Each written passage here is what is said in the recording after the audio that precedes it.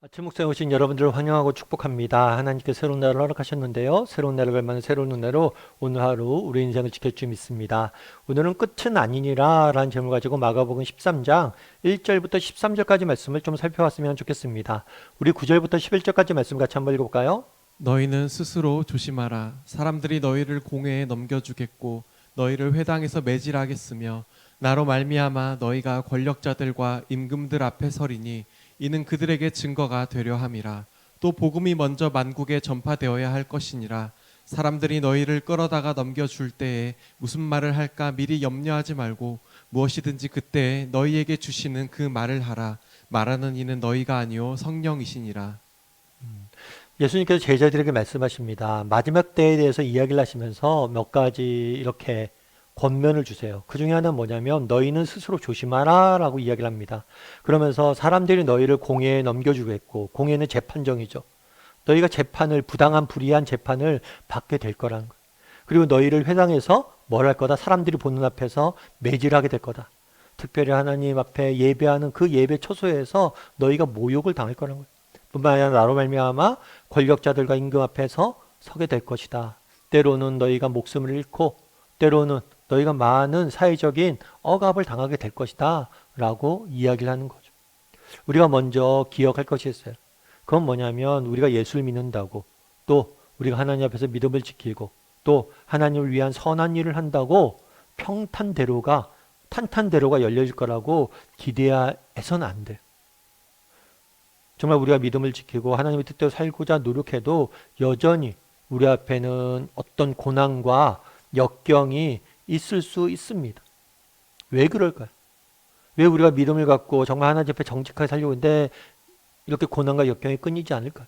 왜냐하면 아직 우리는 악이 지배하는 세상 속에 살고 있기 때문이에요. 여전히 이 세상에는 악이 존재하고 악인들이 정말 판을 치는 우리는 세상 속에 살고 있기 때문이에요.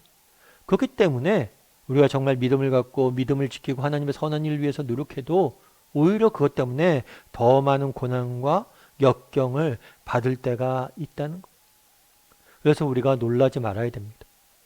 정말 우리가 예수님을 믿는다고 해도, 내가 열심히 살려고 해도 모든 일이 만사형통하지는 않을 거예요.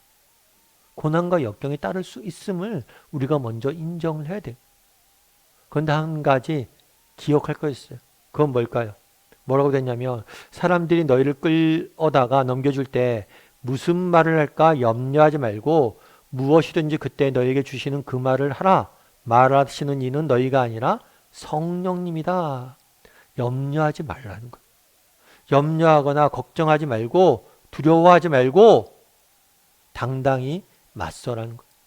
너희에게 비록 어려움과 환난과 고난과 역경이 있을 수 있어요. 그런데 이것들로 인해서 너희가 염려하거나 두려워하지 말라는 거예요.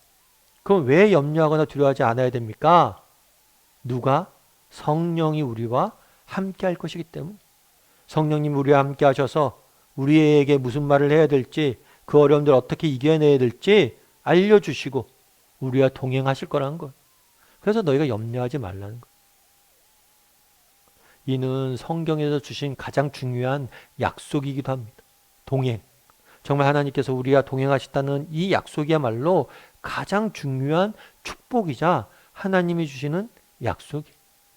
믿는 자에게 주시는 축복의 본질이 무엇이냐? 그것은 바로 동행이. 그리고 정말 하나님이 너희와 동행할 것이기 때문에 역경과 어려움이 있겠지만 너희는 이겨낼 것이다 라고 말씀하시는 거예요. 종종 그런 거죠. 목사님, 우리가 예수를 믿으면 하나님께서 우리 인생을 지켜주셔야 되는 거 아닙니까? 내가 예수를 믿어도 왜 이렇게 고난과 역경이 어려움이 끊이지 않아요? 라고 물을 수가 있어요. 그런데 분명한 게 사실 하나가 있어요. 고난과 역경이 우리 인생에 끊이지 않을지 몰라도 정말 하나님께서 우리와 함께 하실 것이고 그 하나님이 함께 하실 것이기 때문에 우리는 반드시 뭐 할 거예요? 승리할 거예요. 그래서 성경이 주시는 약속과 축복의 본질은 동행이 있어요. 동행. 제가 예전에 어떤 연예인의 이렇게 인터뷰한 내용을 이렇게 본 적이 있어요. 이 연예인 같은 경우에는 비혼주의자예요. 비혼주의자. 결혼을 할 생각이 없는 거예요. 나이가 들어도. 근데 왜 없나 했더니만 어렸을 때 부모가 이혼을 했어요. 그러니까 어렸을 때 부부 사이가 안 좋았어요. 부모님들이. 그래서 맨날 집에 싸웠어요. 그걸 보고 자란 거죠. 결국엔 부모가 이혼을 했어요. 그러다 보니까 가정에 대한 안 좋은 이미지가 있는 거예요. 부부가 맨날 싸우니까. 그래서 나는 결혼 안 하겠다라고 생각을 했었대. 근데 너무 좋아하는 사람이 생긴 거예요. 그리고 그 사람이 자기가 결혼하길 원했대. 그래서 내가 비혼주의자지만 이 사람과 결혼하면 행복해질 것 같, 아니, 결혼하면 좋을 것 같아서 결혼하려고 그랬대. 그런데 상견례 자리를 하잖아요. 양가 부모님에게 인사드리는 자리를 갔잖아요. 근데 아버지와는 이혼한 다음에 거의 만난 적이 없대요. 그래도 상견례 자리니까, 그래도 아버지니까 불러서 이렇게 상견례를 한 거예요. 근데 상견례 자리에서 또 아버지와 어머니가 서로 다툰 거예요. 그러니까 너무나 보여주기 싫은 자신의 치욕을 보여준 거죠. 그래서 나중에 이제 아내 될 자매한테, 여자한테 그런 얘기를 했대. 미안하다고. 그랬더니 이 여자가 저기 결혼할 사람이 여자가 뭐라고 얘기했냐면 이 남자에게 내가 오빠랑 결혼하려는 이유가 있어. 그건 뭐냐면 오빠랑 결혼하면 행복해질 것 같아서 오빠랑 결혼하려는 게 아니야. 오빠랑 결혼하면 어려움이 있겠지만 오빠랑 같이 있으면 이겨낼 수 있기 때문에 있을 것 같아서 결혼하려고 하는 거야. 제가 그 얘기를 듣는데 되게 마음에 와닿았어요. 여러분 그렇죠. 뭐 나 정말 사랑하는 사람이 있습니다. 이 사람과 결혼해요. 그럼 정말 행복 한 달만 지속되나요? 아니요. 어려움들도 있어요. 하지만 내가 사랑하는 사람들과 함께 있다면 그걸 이겨낼 수 있을 것 같아서 결혼하는 거예요. 신앙도 마찬가지란 거예요. 정말 예수님을 믿으면 우리 인생에 정말 어떤 어려움도 없는 게 아니에요. 때론 어려움도 있을 수 있습니다. 하지만 염려하거나 걱정하지 말라고 말씀하세요. 왜요? 내가 너와 함께 할 것이고 내가 너와 함께 한다면 이겨낼 수 있다는 거예요. 우리를 자기 목숨보다 더 사랑하시는 예수님이 우리와 함께 하시잖아요. 정말 자기 아들을 우리를 위해서 내어주신, 아낌없이 내어주신 하나님이 우리와 동행하실 거잖아요. 그럼 너희가 뭐가 염려할 게 있냐는 거예요.